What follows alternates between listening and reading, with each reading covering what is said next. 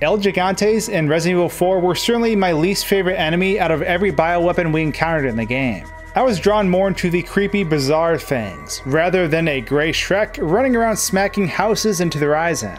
But I was still thoroughly impressed that despite the randomness of these giant troll-like monsters, they were tied into the backstory pretty darn well.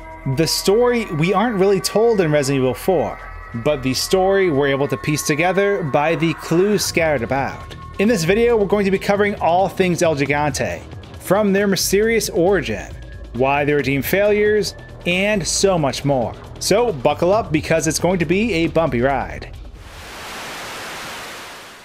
This video is sponsored by Parsec.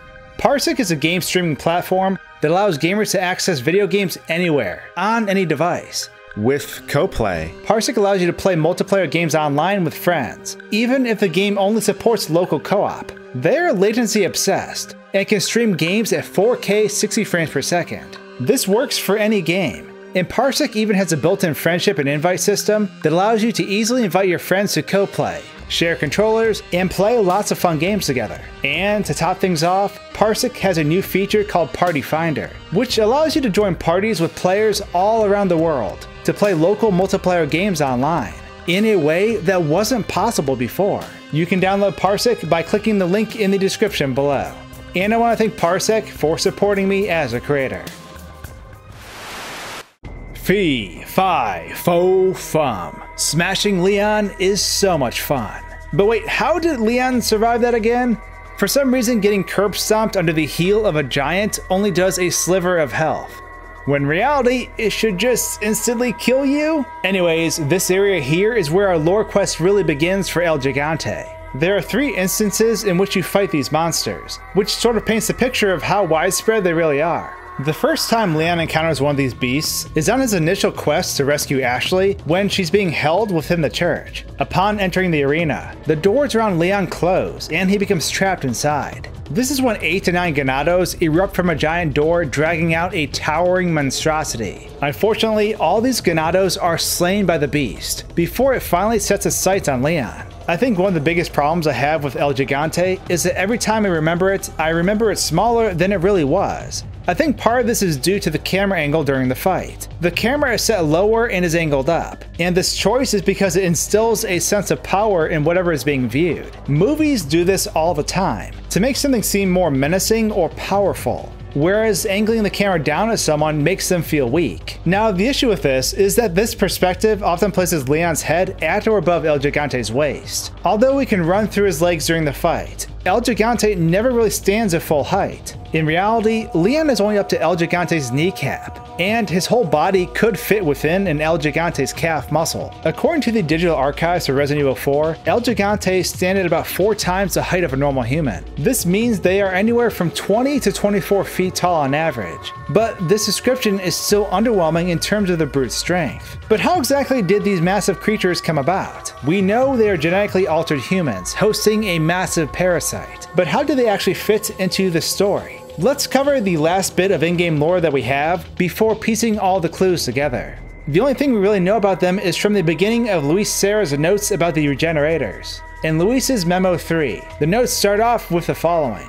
The hideous creatures, such as El Gigante and the Novistadores, are merely byproducts of the diabolical and inhuman experiments conducted on the specimens that were once human. And that's it. That's the only notes we have about these creatures. But fortunately, there's enough in-game clues to outline the rest of their life cycle.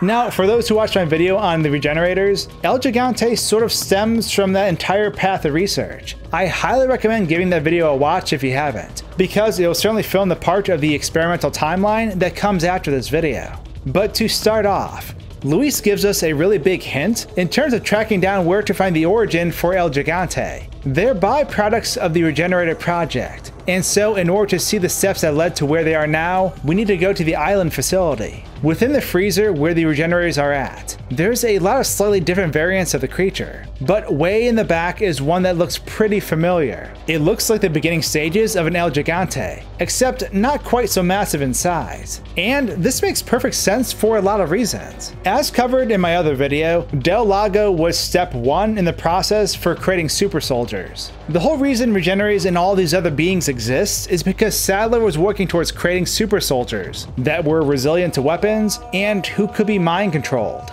These early experiments started with creatures, namely a salamander, and the science was built upon from there. Once again, watch my Regenerator video to know the reason why the salamander was important. But using what they learned from Del Lago, they tried implementing this growth practice into a human host, and a monster was born. A creature that was decently resilient to weapons, but not impervious. But unfortunately, much like Del Lago, El Gigantes couldn't be controlled. Thus, they were mostly viewed as failed attempts on the path to creating the ultimate weapon, the Regenerator.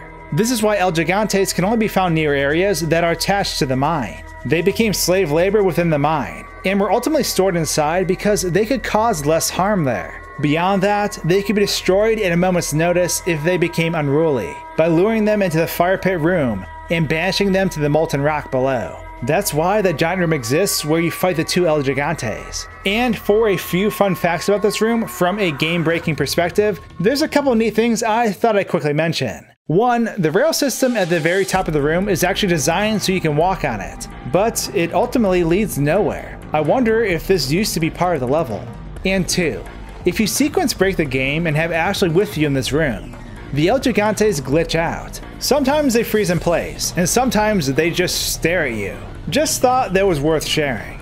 Now, while El Gigantes were ultimately viewed as failed experiments, that doesn't mean they weren't enhanced as time went on. For those who played through Resident Evil 5, you know that the Indesu is an advanced form of the El Gigante, and it carries tons of parasites within it. If Leon would have encountered one of these creatures, he surely would have perished, due to how impervious it was to modern weapons. A few well-placed shots in Resident Evil 4 brings an El Gigante to the ground, but it takes hundreds of shots from a truck-mounted Gatling gun to even make Indesu flinch. This is why the Indesu was able to destroy an entire base despite all the advanced weapons they fought back with. If this was an El Gigante, it would have fallen rather quickly due to being overrun by firepower. But unlike the El Gigante, only one Indesu was ever encountered, and with its death, the El Gigante legacy came to a close. Based on the proximity of shared/stolen research among all the evil organizations in Resident Evil, it makes you wonder if the Agroman of Resident Evil 6 was influenced by the development of El Gigante. This was a C-virus-based bioweapon, but it appears that all the research seems to compound as time goes on. So it wouldn't be too far of a stretch to say that El Gigante and a stronger form Indesu went on to be the base for the 30-foot-tall Agroman. So despite being a byproduct and ultimately being viewed as a failure, El Gigante went on to possibly influence quite a lot from the series. But now that I dumped that on you, what were your experiences with El Gigante? Although they were a stepping stone from Del Lago to Regenerators, they were still a pretty neat enemy for the series. So let me know your thoughts in the comments below. And with that, thanks for tuning in to this giant-sized lore dump. If you like this video, be sure to subscribe for more. Thanks for watching, guys and gals, and until my next video, cheers.